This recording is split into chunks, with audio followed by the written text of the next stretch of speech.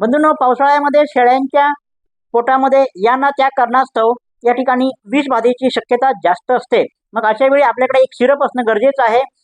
कोणत्याही प्रकारच्या पोटफुगी, पोटदुखी आणि विष बाधेवरती सर्वोत्तम सिरप आहे. त्या सिरपचं नाव आहे बंधूंनो कोल-एल. होय, अलीकडे कोल-एल 2X म्हणून देखील एक सिरप मिळतं. म्हणजेच दोन्ही एकच आहेत. या ठिकाणी ऍक्टिव्हेटेड चारकोल त्याच्यामध्ये वापरलेला आहे.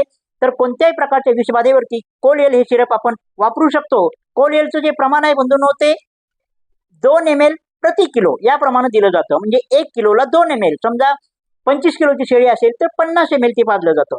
परंतु हे प्रमाण सुद्धा शेळीच्या पोटामध्ये